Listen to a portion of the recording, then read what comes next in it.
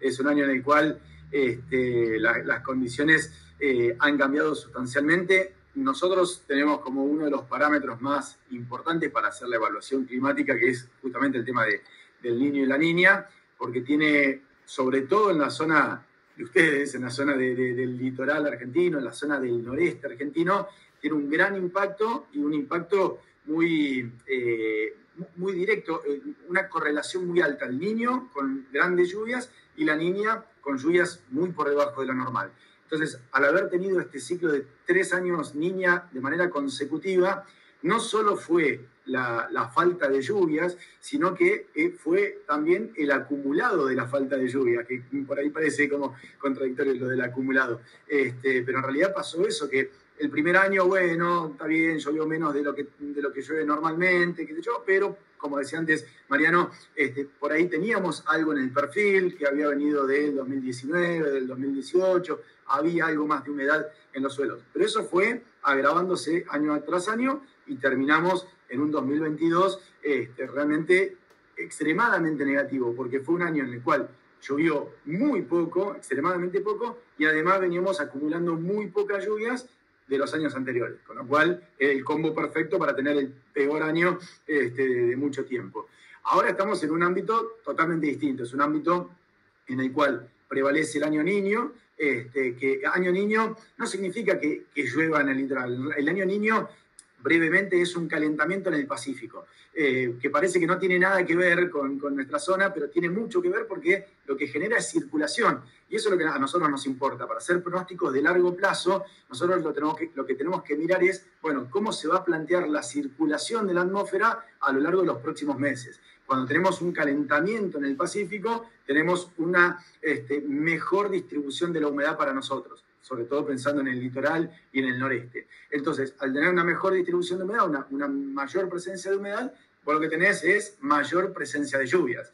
Después puede ser que llueva normal o un poco por encima de lo normal o muy por encima de lo normal. Eso va a depender por ahí de la intensidad del fenómeno. Pero ya el hecho de tener un año niño como el que estamos teniendo ya nos genera un cambio sustancial de condiciones. Bueno, y por eso lo que está pasando en este último tramo del año. A partir de septiembre en adelante se empezó a notar ese cambio de condiciones y empezó a generar lluvias mucho más abarcativas, mucho más generalizadas, mucho más abundantes, y que empezó a traer estos cambios, esto de excesos puntuales, mejores condiciones de humedad, y que por lo menos por ahora se espera que continúe todavía por lo menos unos 3 o 4 meses más, es decir, enero, febrero, marzo y abril, muy probablemente el niño continúe, y bueno, después pasemos por ahí más a una condición más neutral a partir del invierno que viene. Pero en lo que sea el primer cuatrimestre, llamémosle, del año, va a ser una situación totalmente favorable y con hasta incluso por ahí el perjuicio de hablar de algunos excesos de situaciones, porque va a seguir acumulando grandes lluvias. Esto se da así de manera equitativa en todas las zonas o en todas las regiones del país. Digamos, porque viste que Esteban también te comentó que nosotros tenemos una zona productiva o productora en el NOA, con Catamarca, Tucumán, Salta, también tenemos en Chaco, y bueno, después en el litoral y en el centro Buenos Aires, Santa Fe. Entonces, ¿esto va a ser igual para Córdoba. todas las zonas? Ay, Córdoba, perdón. Bueno, no, en realidad no es todos los lugares parejos. Bueno, la distribución, te diría que gran parte de la zona que tienen influencia, sí hay una mejora sustancial con el tema del niño. No en el NOA. El NOA es una zona más complicada, que suele tener mejores situaciones en año niña. Suele tener, no tiene la misma correlación que en el NEA, digamos, o el litoral, que es una correlación. El litoral y el noreste argentino casi les diría que es una correlación 1 a 1. Si hay niña, vamos a tener un año seco. Si hay niño, vamos a tener un año húmedo. En el NOA no es tan opuesto. Tiende a ser opuesto, pero no es tan opuesto. ¿Qué quiero decir con esto? Los años la niña suelen ser más llovedores en la zona del NOA, pero no todos los años la niña. Por ejemplo, el año pasado. El año pasado fue un ejemplo que va en detrimento con esto que acabo de decir, porque el año pasado no fue un año lluvioso y fue un año niña. Pero si nosotros miramos los años en los cuales en el NOA tuvimos las mejores lluvias, suelen ser años la niña.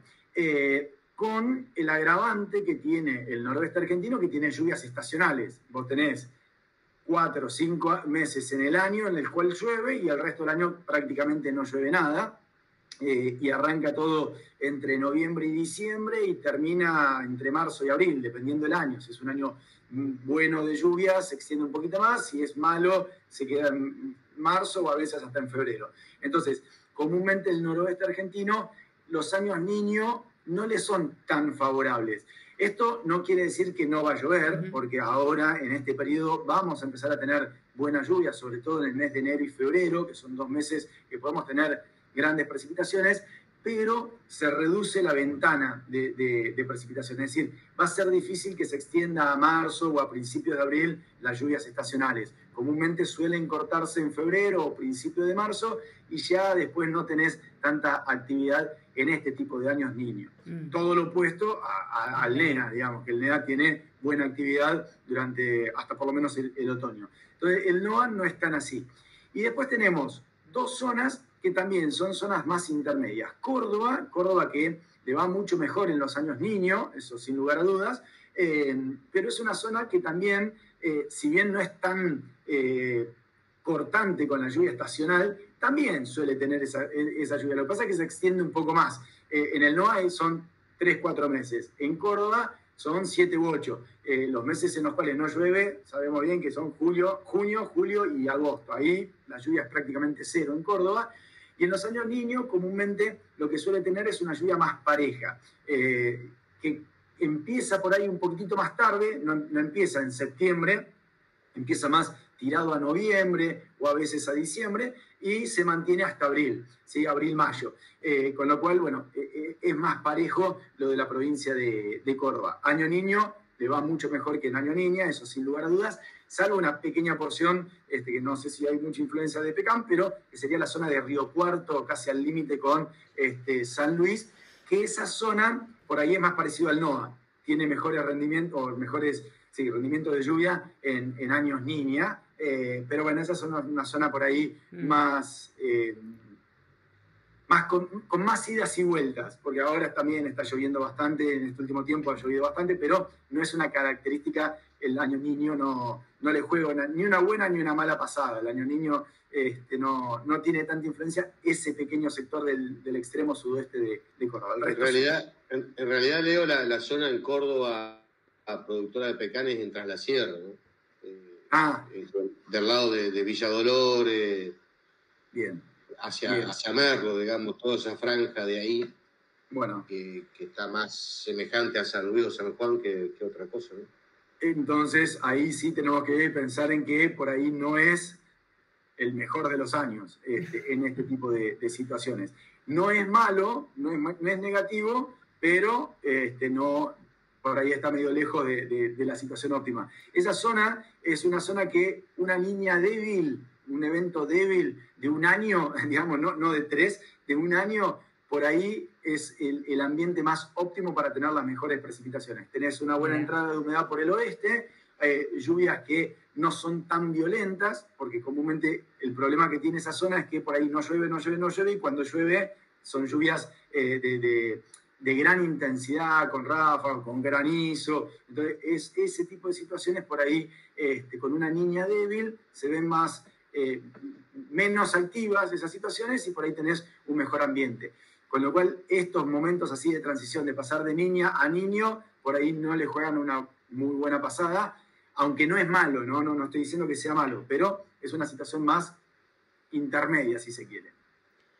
Cuando vos hablas de estas condiciones, ¿no es cierto? Quizás con granizo, con tormentas, ¿eso se puede prever? ¿Podemos saber qué tipo de eventos vamos a tener en intensidad? Vamos a encontrar. Sí, a ver, es bueno el punto. El tema de esas situaciones, vos podés, por ejemplo, si vos me preguntás, ¿este año hay riesgo de eventos severos?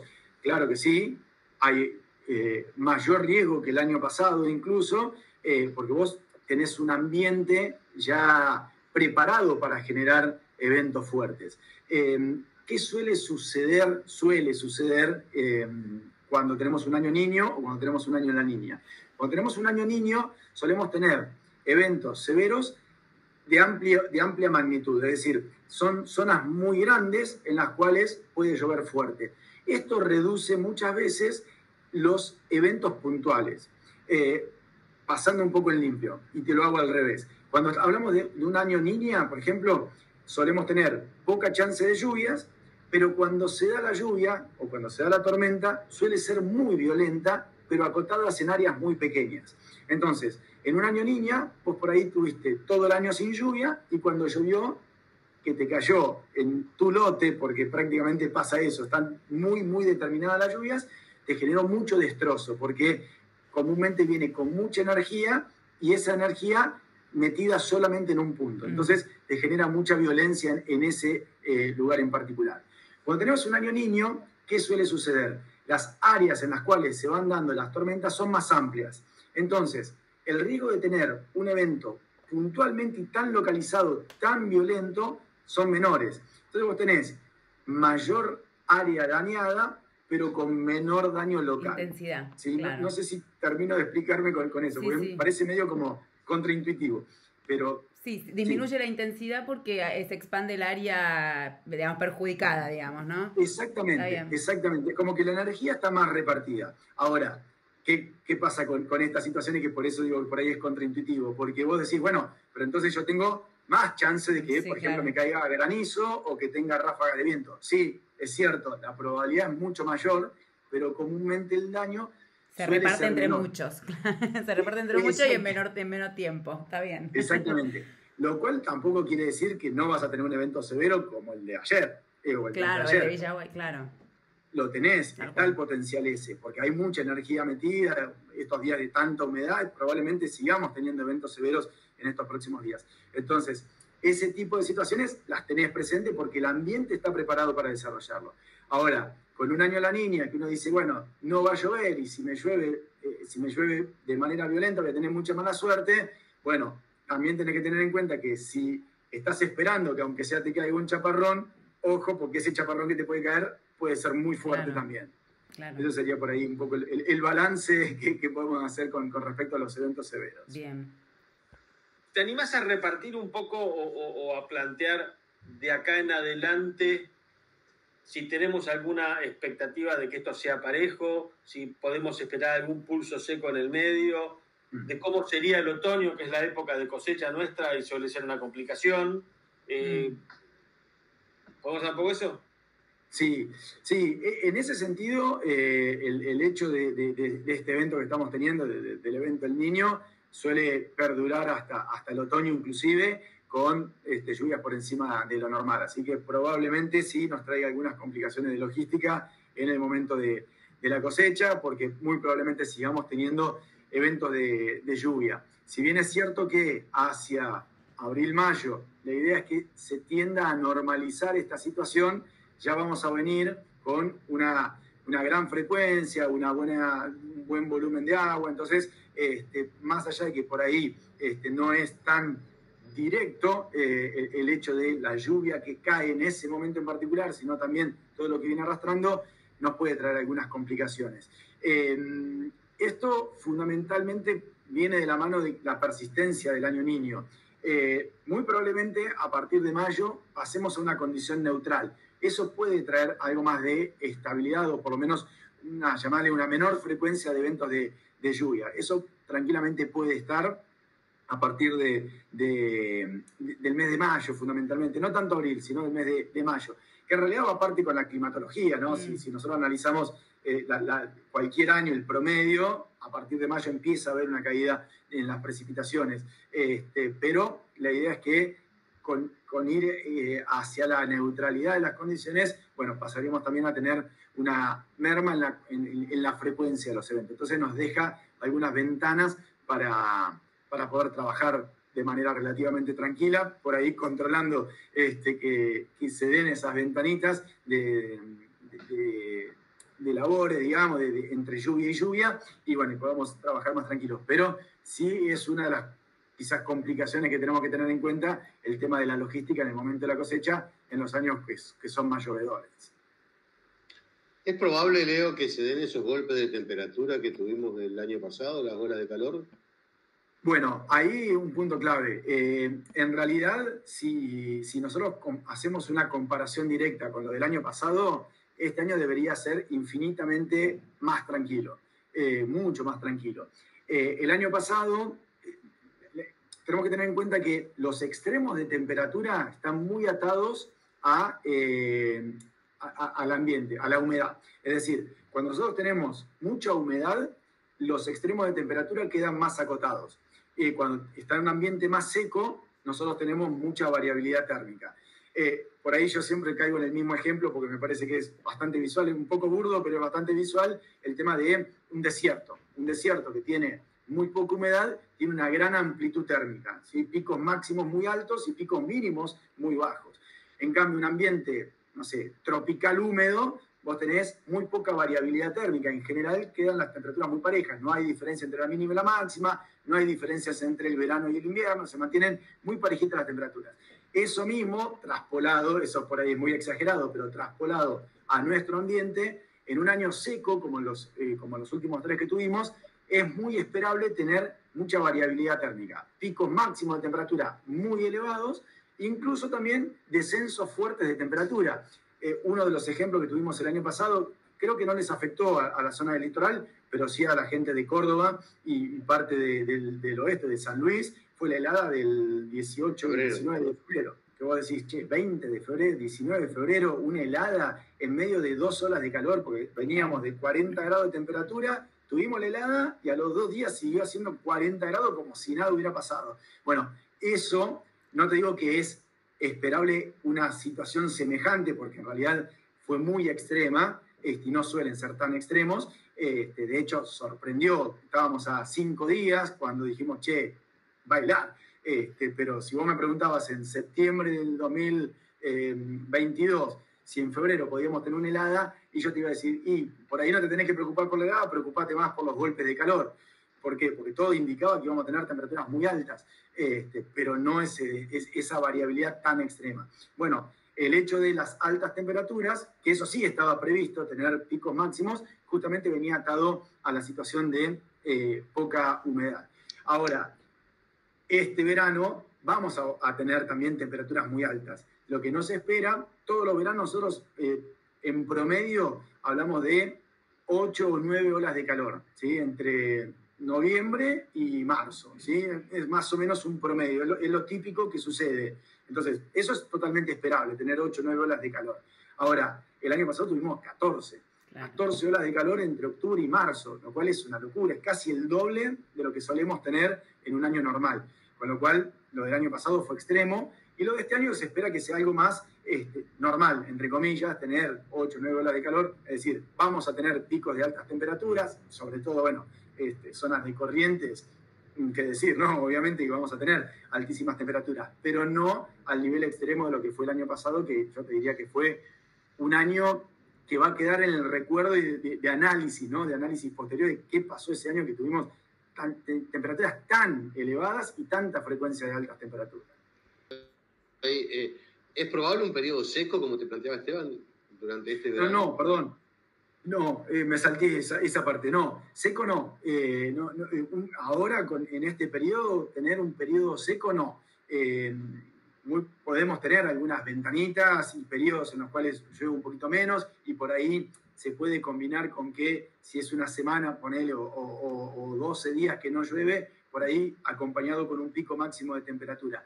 Pero no hablar de, no sé, un mes y medio sin lluvia, ¿no? Un enero y mitad de febrero sin precipitaciones. Eso es muy difícil que ocurra en un ambiente como el que se ha gestado ahora, que tenemos un ambiente ya de por sí húmedo, por el aporte que tenemos con el Niño, y ahora también un aporte en el ambiente, porque ahora también tenemos humedad en el ambiente. Entonces tenemos sur de Paraguay, sur de Brasil, este de Paraguay, sur de Brasil, Uruguay, litoral argentino, ya con mucha humedad en la zona, ¿sí? Entonces eso ya de por sí te genera el hecho de tener un ambiente mucho más propenso a tener precipitaciones. Pero hablar de un periodo seco prolongado en este año lo veo muy difícil. Puede haber una pequeña ventana, pero en un periodo de sequía, digamos, en medio de esta situación. Pero entonces, las altas temperaturas las vamos a tener con estas 8 o 9 horas de calor que son normales para nosotros en el verano, pero no vamos a tener una diferencia térmica muy marcada como la veníamos sintiendo.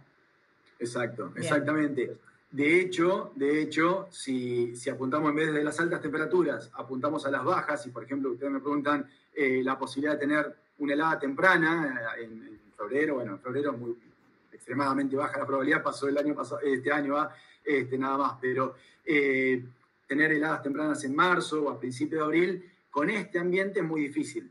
Es mucho menos probable tener una situación así que la que teníamos el año pasado, porque tenemos humedad. Entonces, como les decía antes, la humedad te regula mucho la variabilidad térmica, entonces se hace muy difícil poder bajar la temperatura a niveles tan bajos como para provocar una helada. Y perdón que me adelante tanto, ¿no? Pero no sé si para el pasado mitad de año del año que viene se puede prever algo respecto a si van a descender las temperaturas, qué tipo de temperaturas vamos a tener ahí, digo, por la acumulación de horas de frío y todo lo que también afecta a nuestro cultivo, ¿no?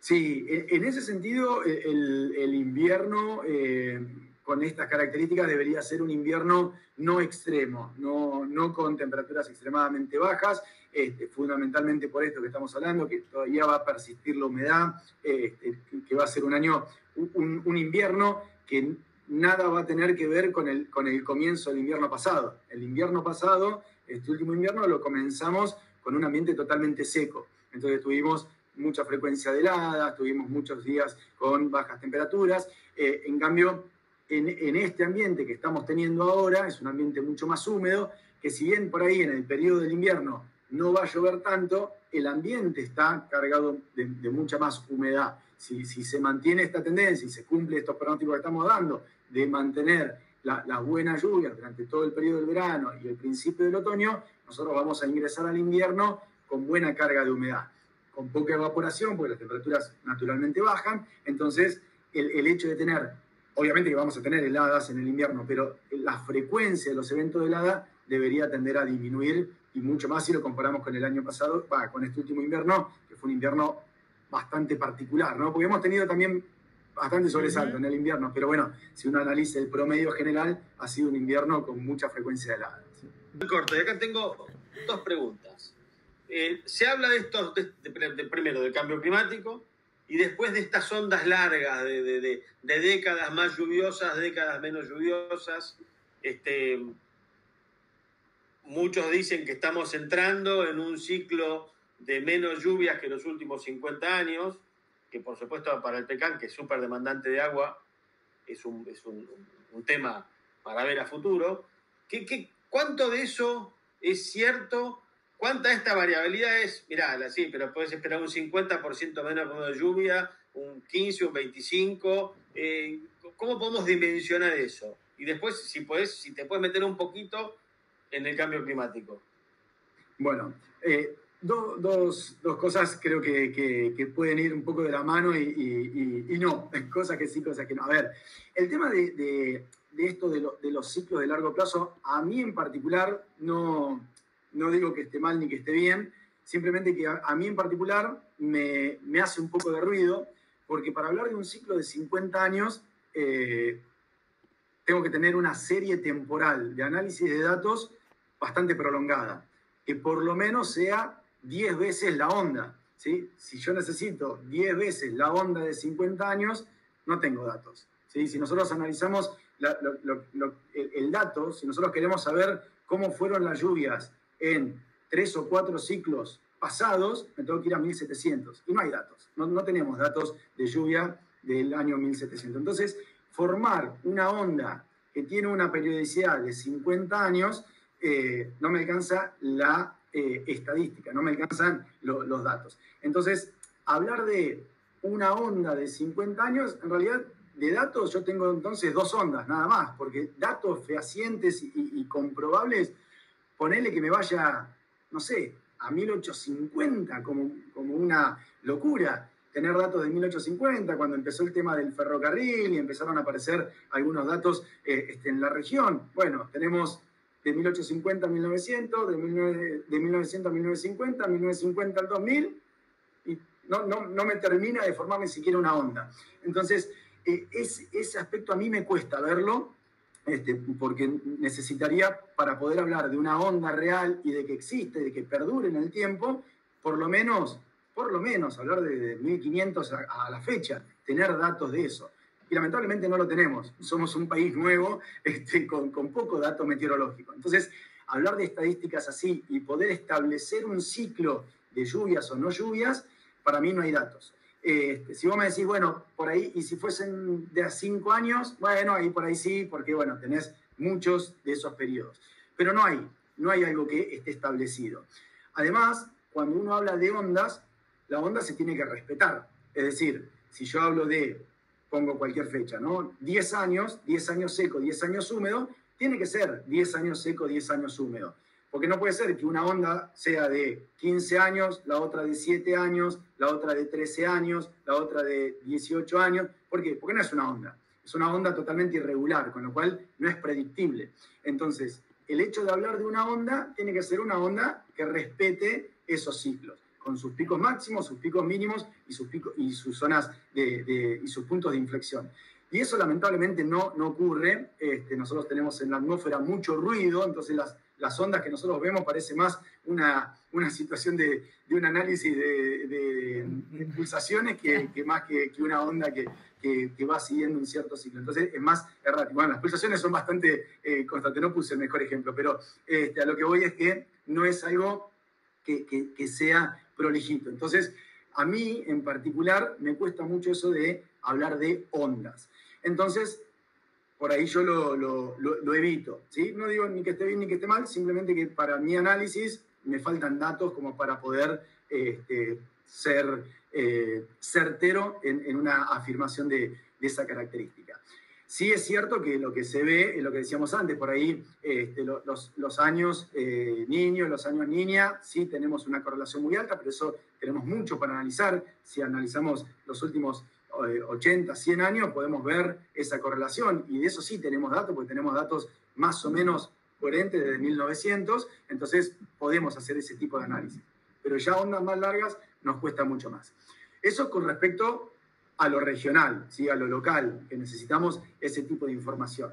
Ahora, cuando uno habla de cambio climático, no habla de cambio climático en, no sé, Córdoba capital, habla de cambio climático global. Entonces, ahí cambian los espacios y la temporalidad de las cuestiones que vamos a discutir. ¿Por qué? Porque un cambio climático no habla de lo que pasó en estos últimos 50 años, sino de lo que habla es de la evolución como planeta, ¿sí? Entonces, ahí vemos diferencias en otra escala, ¿sí? Lo de los ciclos puede ser un ciclo local y no un cambio planetario, ¿sí? Entonces, por ahí, por eso les decía, hay cosas que pueden ir de la mano y otras cosas que no. ¿Por qué? Y porque dentro de un cambio global vos podés tener un cambio local, ¿sí? Pero el cambio local no te genera un cambio global. Eso sería un poco, por ahí el trabalengua que estoy tratando de mencionar. No sé si aclaré lo de los ciclos. No sé si... Sí. Se entiende perfectamente. Sí. Perfecto. Pero perdón, antes de salir de los ciclos, igual se pueden hacer comparaciones, por ejemplo, el ciclo de 50 años, pero si hablamos de 10, o sea, se puede acortar el tiempo del ciclo para poder analizarlo. Sí, totalmente. Sí. Uno puede analizar, no sé, cada 5 años cómo fue el comportamiento, cada 10 años cómo fue el comportamiento. ¿Y ahí se puede ver un patrón? ¿Se puede ver algo o no? No, claro, ese es el tema. Okay. El tema es que uno cuando mira tiene, si lo querés dividir por 10 años, tenés 10 años sí, 10 años no, y después 10 años no. Entonces ya se rompió de vuelta el ciclo, ¿no? No podés establecer una onda. Por eso decía, si establecemos una onda, se tiene que cumplir. Ya si en algún momento no se cumple, entonces ya me rompe ese patrón. Bien, eso sería con el tema de los ciclos. Y con el tema del cambio climático, que obviamente acá van a escuchar opiniones de todos los colores, porque hay gente que es muy pro cambio climático y gente muy anti cambio climático, y sobre todo pensando en lo antropogénico del cambio climático. Entonces, acá empiezan a haber dos cuestiones que tenemos que tener en cuenta. La Tierra, si el hombre no existiera, ¿tiene cambios, sufre cambios climáticos? totalmente, sí. La respuesta es que sí, y tenemos prueba de que se ha generado cambios climáticos. Hemos tenido periodos mucho más cálidos sin que esté el hombre, periodos mucho más fríos sin que esté el hombre. Eso está comprobado y lo avala la ciencia, y la ciencia dice, sí, tal periodo fue mucho más caluroso que las temperaturas que tenemos actualmente. Entonces, ahí, con esa frase que acabo de decir, la toman los que son más anticambio climático y te dicen, bueno, entonces, ¿qué culpa tiene el hombre si ya hemos tenido temperaturas muy elevadas? Bueno, una cosa no quita la otra. ¿Por qué? Porque lo que se está viendo en la actualidad es que ese cambio climático de que tanto se habla, hay una aceleración en cuanto a la variabilidad de las condiciones. Y esa aceleración es la que está producida por el hombre. ¿Por qué? Y porque el hombre emite gases de efecto invernadero que son naturales, pero que nosotros los potenciamos. Es decir, el dióxido de carbono que emitimos no es un elemento que ha creado el hombre. Siempre existió sin que el hombre esté presente el dióxido de carbono. Pero, ¿qué hace? El hombre emite más. El famoso tema del metano, el famoso tema... Bueno, todos los gases de efecto invernadero se han potenciado desde la era industrial hasta la fecha. Entonces, como hay más emisión de ese tipo de gases, obviamente el efecto que generamos es un aumento, porque el efecto invernadero yo creo que es una palabra, una frase que es muy bien tomada, porque es justamente eso, lo que hace es permitir el ingreso de la energía solar y no permitir que se emita, que la Tierra constantemente está emitiendo energía por temperatura, como todos los cuerpos. Entonces, al emitir energía, pero con los gases de efecto invernadero, lo que hacen es evitar que salga un porcentaje de esa energía, lo que hace es ir aumentando la temperatura a nivel planeta. Eso es un poco lo que se habla del cambio climático, digamos. No es una cosa que es antinatural, porque el cambio climático es natural, ¿sí? La Tierra va cambiando climáticamente en su historia desde que nació la Tierra, sin que esté el hombre, pero el hombre también en estos últimos años ha aportado lo suyo para que ese cambio climático esté más acelerado. Es decir, estamos teniendo una variabilidad de temperaturas mucho más grande, un aumento mucho más rápido de lo que ha pasado en la historia de la Tierra, ¿sí? No quiere decir que estemos ahora en el punto más caliente de toda la historia de la Tierra, pero desde el punto donde estábamos a donde estamos ahora, ese rápido calentamiento ha sido producto de la mano del hombre.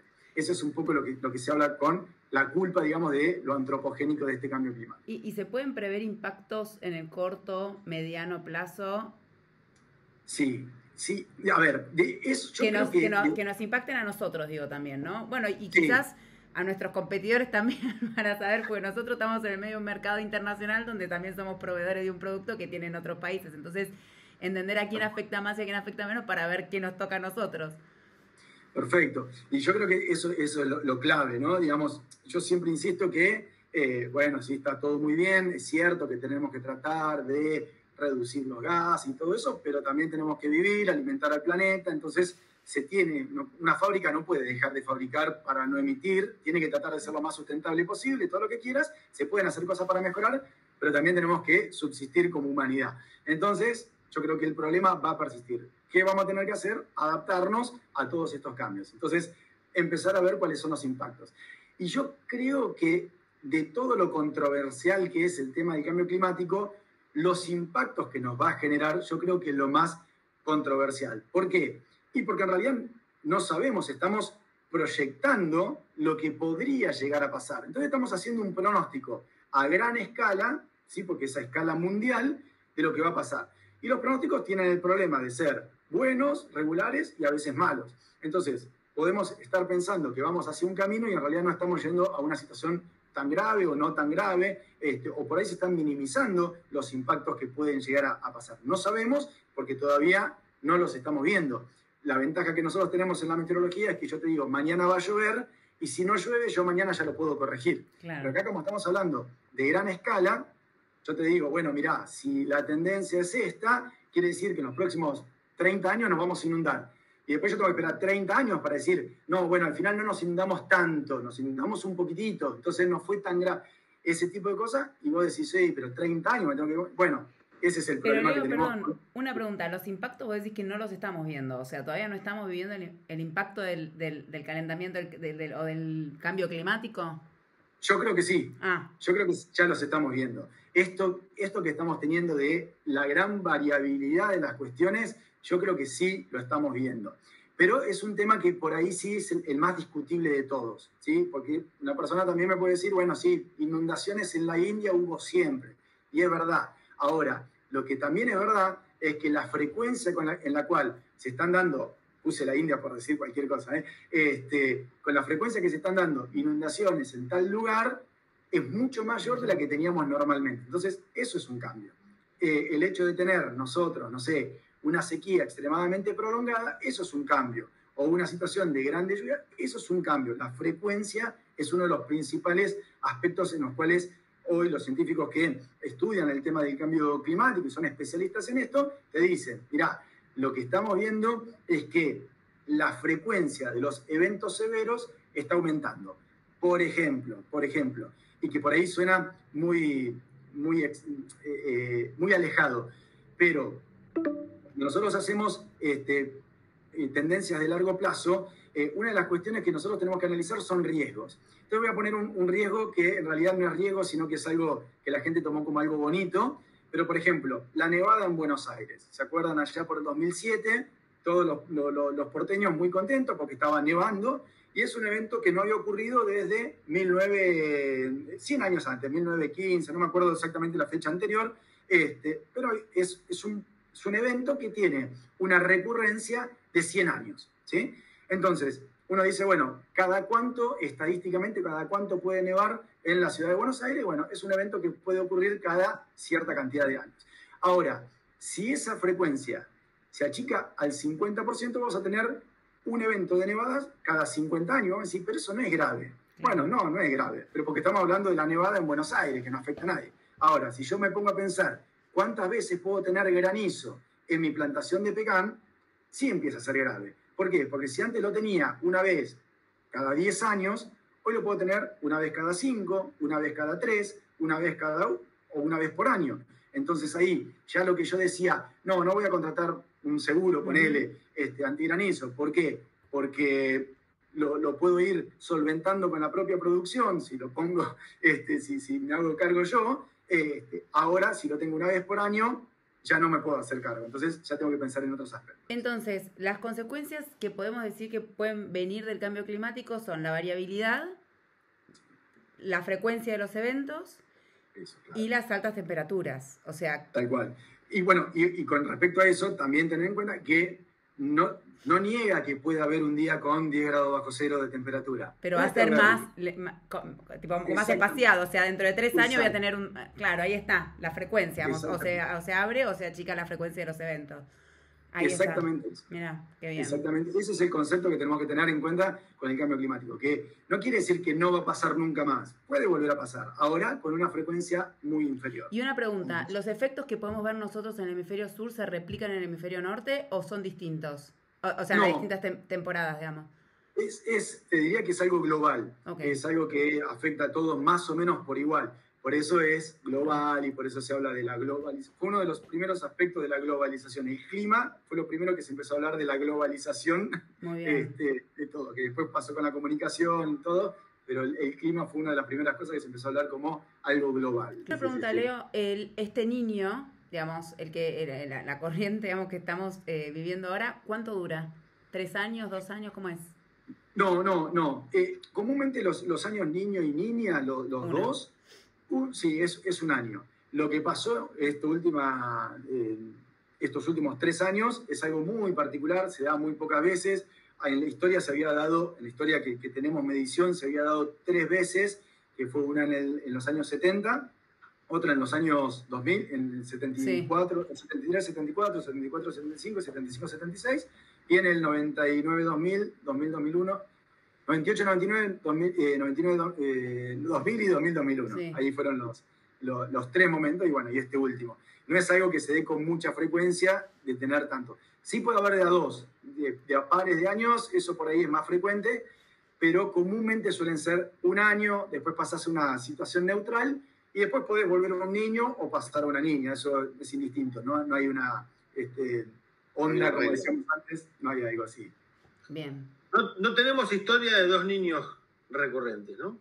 ¿2 niños consecutivos? Sí, tenemos. Ahora no me acuerdo las fechas, pero las busco y te las paso. Pero sí, hubo 2 niños consecutivos, hay. Lo que no hay son 3 niños consecutivos. Sí, 3 niñas, pero no 3 niños.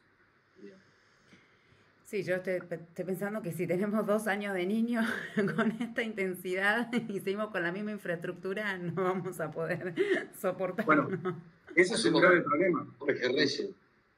Es que es uno de los problemas más grandes que tenemos, el tema de la infraestructura. Adaptarnos a este tipo de situaciones. Porque llover va a seguir lloviendo en la historia. Sí, sí. A veces más, a veces menos, pero va a seguir lloviendo. Vamos a tener sequías también. Entonces, tratar de ver cómo solventar eso, yo creo que es uno de los puntos clave en la situación.